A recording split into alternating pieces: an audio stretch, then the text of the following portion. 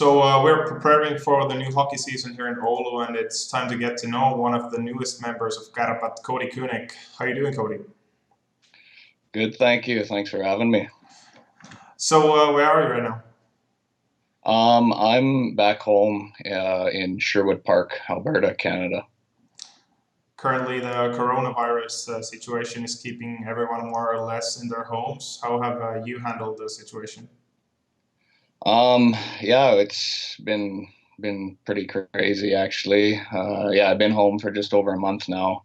I feel like we got home kind of right before everything kind of took off, so we were lucky in that way. But we did our 2-week little quarantine, not seeing any family and stuff like that, which was hard, especially we have a new baby that both my parents and my wife's parents, hadn't seen in a while. So they took it harder on than us with that little situation. But just kind of trying to find things to do around the house. We actually painted our entire house when we first got back for something to do, and little projects, building some new furniture and stuff like that, just to pass the time. But it's been okay.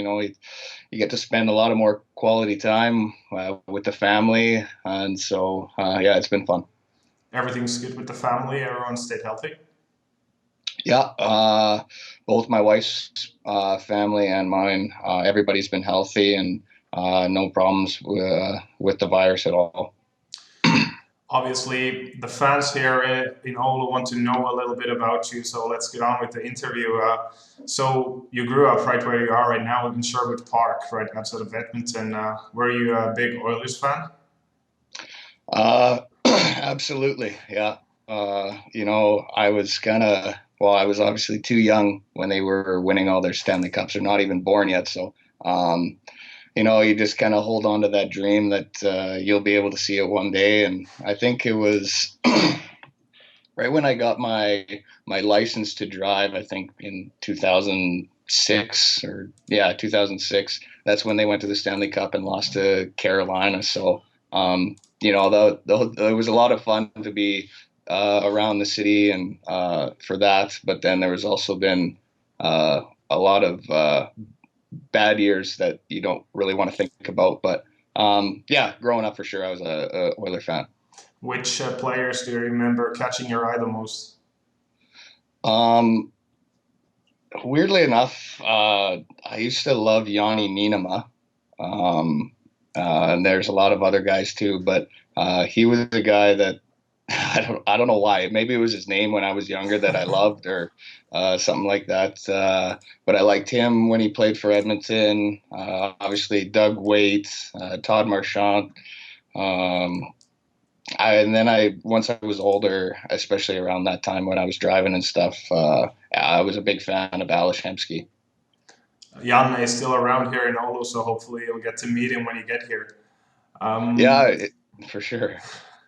You played your junior hockey there in Alberta in the AJHL. Were the major junior leagues ever a goal for you? Were you thinking about that? Maybe at one point it was kind of when the WHL draft goes on. After my second year of Bantam, I had some interest and didn't really know if I was going to get drafted in there, but. And then I ultimately ended up not getting drafted, which was fine. And so I went to a camp when I was 14 or 15. And, it was a good experience for sure. But, I think in the back of my mind, and especially my parents' mind, that, I wanted to play hockey, and I also wanted to get an education. So, that played a big role in the route that I took for sure. So you ended up in the University of Alaska. When you started your first year there, was hockey or education number one, or were they even? Well, since you're recording this, I should probably say that schooling was number one. No, I'm just kidding. No, it was a big change for me because I had been out of high school for a few years. So getting back into the school aspect of it was I wouldn't say difficult, but it was a shock again to start going back to classes and stuff like that. And so going there first, I would say that I was excited to be in the NCAA and I wanted to focus on hockey, but the longer you're there and then you see the older guys that have been there that are graduating and stuff like that, you learn to balance out both sides of it, I guess. So it was cool to be able to do that. And I'm very grateful for that I chose to do that. You majored in business administration. Did you get to finish school or did hockey take over first? I did end up finishing and graduating. Because I left once our hockey season had ended. I had signed with Tampa, so I did leave.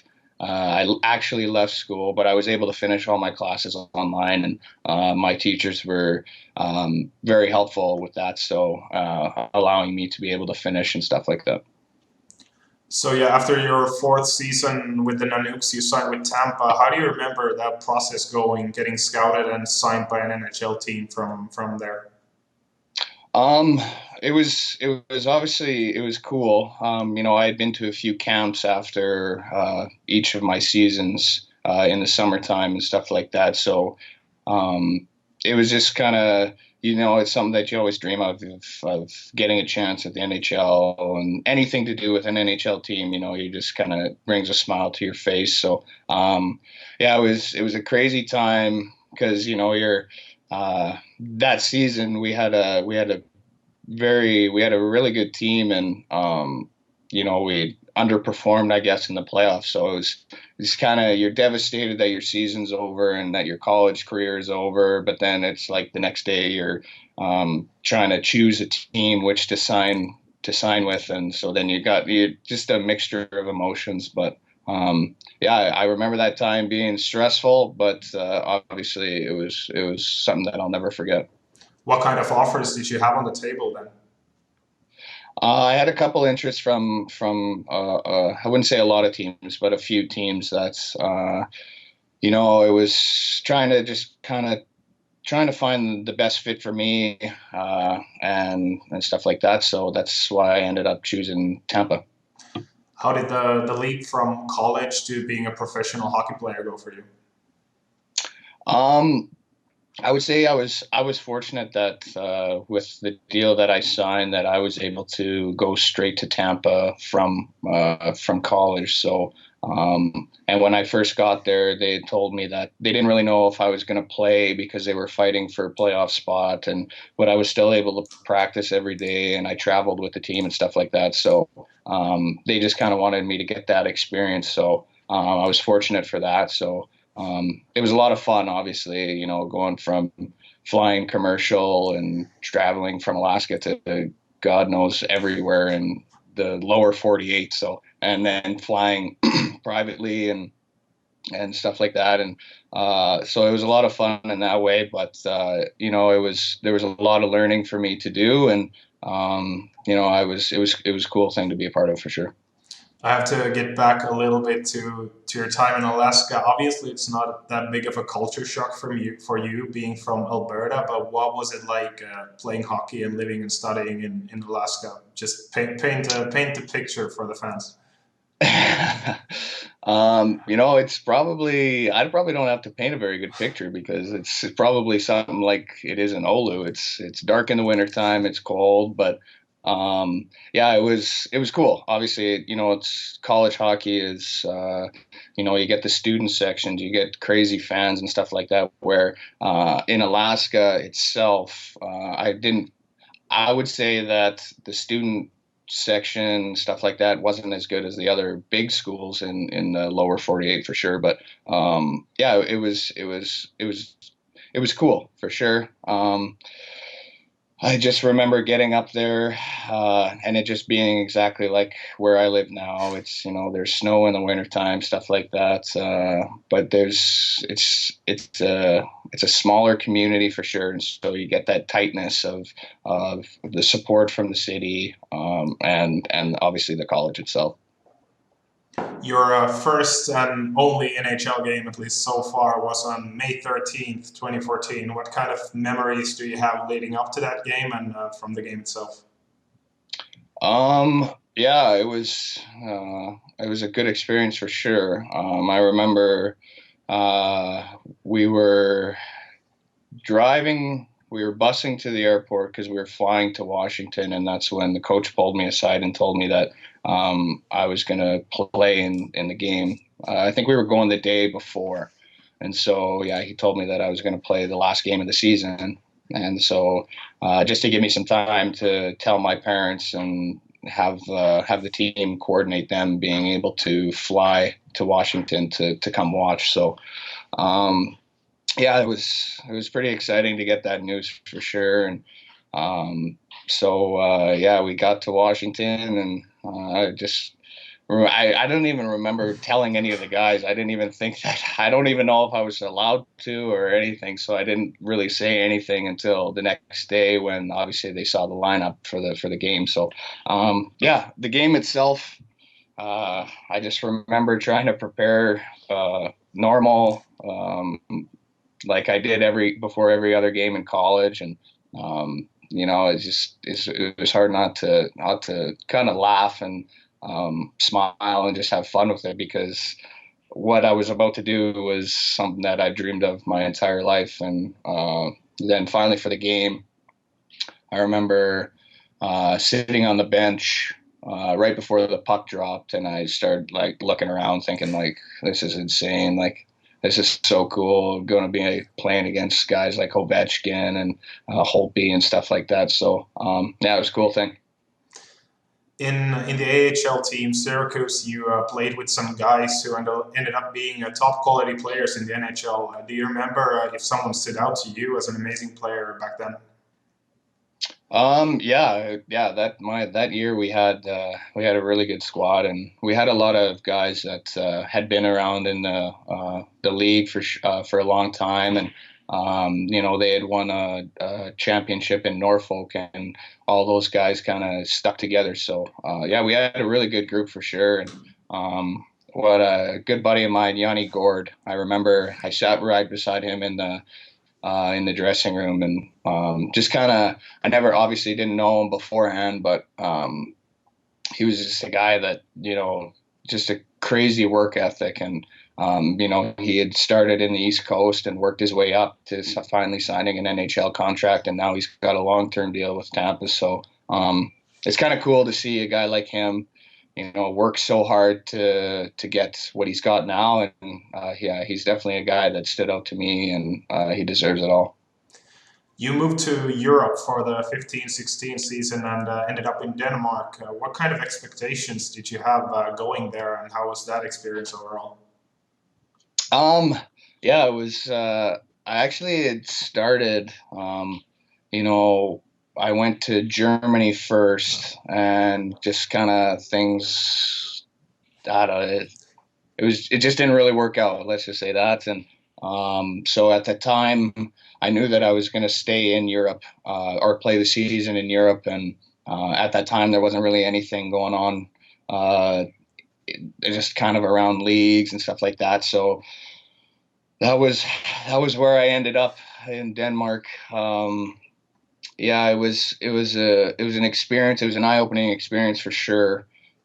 Just to, from where I was to where from where I was and then where I went. So, yeah, but it is what it is. I was fortunate to have a really good group of guys, and it was a lot of fun. It was just kind of a year that, you don't want to think about too much, but you got to take every experience that you have and learn from it. And I feel like I did, and I don't regret going there. And yeah, it is what it is. You played another season in North America before signing with Saipa. What did the years in Lappeenranta give you? Well, it gave me the experience of what Finnish hockey was. The first year that I was there, we had a lot of older guys that had been in the league for a while, so they made it easy for me to transition. And then, that's kind of where I found my love for the game again. Almost not that I lost it, but it's just kind of hard going from North America to Europe, back to North America, and then back to Europe kind of thing. And you're just kind of sitting and thinking of what's going on, and how can you not just find a steady place to play and stuff like that. So it was a lot of fun, and I really enjoyed my 2 years there for sure. How did you adjust to the lifestyle in Finland? I didn't have too big of a problem, I don't think. Obviously, the language barrier is tough, but the people in Finland and everybody can speak English. It's almost just like they're almost too shy to come up to try to talk English or whatnot. So the best way that I describe it is that their English is way better than my Finnish, so it's just easier to speak English. 2 seasons in Lappeenranta, and then you moved to HBK.